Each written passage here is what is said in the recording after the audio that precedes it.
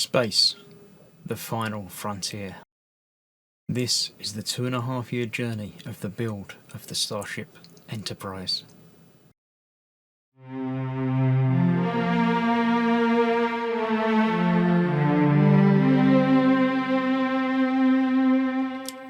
Hello, I'm Chris, this is Gross Models. Welcome to issue 3, but stage 7 of building the Next Generation's Enterprise NCC 1701D. Now, as I'm sure you're aware, these packs come with one magazine per issue, one issue of the magazine per 4 parts of the build. So I will have already gone through the information in the magazine, either before this video or before one of the upcoming videos. Basically, whichever one is the shortest will get the magazine look at tacked onto the front of it. So if it was this one, I hope you enjoyed it. If it isn't this one, then I hope you'll enjoy it at some point in the future. But this time we are doing stage 7. So we have the parts for stage 7. We've got a couple more metal brackets for the inner framework. We've got another very nicely painted. It's got the slight Aztecing that you can just about see, almost as a different texture rather than a different colour. The colour does change a little bit. We've got some little indentation of windows, obviously the nice red piping in there, and yeah, so far that's the, what do they call that, the main back neck thing. They probably don't call it that. It's the battle section rear neck. So yeah, the battle section is obviously the whole thing that's not the dish. So this is going to be the first part of the main. No, not the first part, because we had the nacelle, didn't we? Anyway, we also get a couple of pieces here, which are the neck phaser bank left and base, and 2 springs, and some AP and BM screws, obviously for going into metal and to going into plastic. The other stages I shall be doing as individual videos. So let's start with the stage 7 assembly. This is the part that we're going to be building. The neck of the Enterprise D connects the saucer to the engineering section. The vital link begins to take shape while more parts are added to the skeletal supports of the saucer. Yes, so this is what these are going to be doing that. So we'll do that in a little while. First of all, we're starting with this. Let me clear the way, get some screws ready, and we'll be good to go. Right, I've got a pair of tweezers just in case, screwdriver, which I will be needing because we're doing screws. I've got the framework from last time, or you know, the bit that we're building up, to go soon. But first of all, we're starting with this piece. We're turning it over and we're fitting this into there. Now it has got a slight curve to it, so obviously you've got to get it the right way round. That is going into there, so it pops up the top like that. Okay. Now onto that, as it says in step A, we are using the 2 springs which are in here, which I haven't opened, which is probably a mistake. There we go. Get that, get the plastic out of the way. Now the 2 springs interspersed with each other in here. So somehow we've got to get these separated from each other. Let's try twiddling one, and that should make it go up with that. There we go. So we've got 2 springs there. They are both going onto the 2 posts there. So I think this might be more time that tweezers will come into play. They're a little bit magnetised, so that will work. One going over that post and one going over that post. And then this is going over the top of it. It's got an L on it, so you can tell which side it is. One side is deeper than the other, so you've got to make sure you get that the correct way round.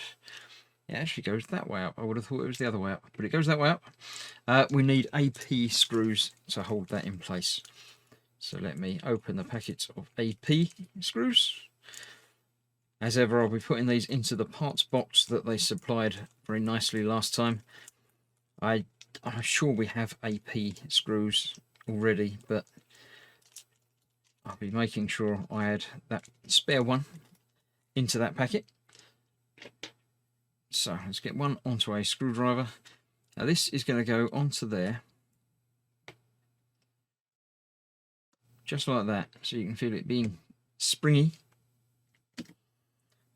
Now, as ever, when putting these screws in, it's always a good idea to get one in a bit, but then make sure everything else lines up before you tighten them down fully. And obviously this is going into plastic as well, so be aware it's possible to over tighten it and cause damage, which you don't want to do. It says take care when handling the small springs. Keep them in the packaging. Obviously done that already. It just says fix it in place. It doesn't say how tight or anything, so I shall do them down until they are secure. I'm not sure why we have springs in here. It's not like this is going to be a button or anything like that, so I don't know why. It's got a bit of give to it, even with that fully tightened down. So for some reason, these are going to be able to be pushed. I don't know why you'd want to. It doesn't seem to say anything about that in the instructions there at all. But that's what we have so far. We've got a slight pushy thing on there. I don't know what these are. These are big, maybe window escape pod things. I don't know. We'll find out later, but not now, because in step B we're bringing out this that we've done before. We are putting the thicker one of these. Oh, actually, it even goes onto a thicker base plate like that. It's going to go on there thusly, using BM screws, obviously. So there's 2 of those to go in there, and then this piece will go onto there with, again, another 2. So there should be 5 in here, I'm expecting. 1 still in there, and 4 coming out. So let's go as according to the instructions. Now the tricky bit is they obviously screw from the other side. So you've got to somehow hold that and get it all straight. These are going to go into that little recess in there as well.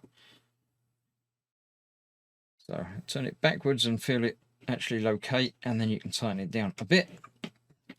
Let's get the other one in as well, making sure everything lines up.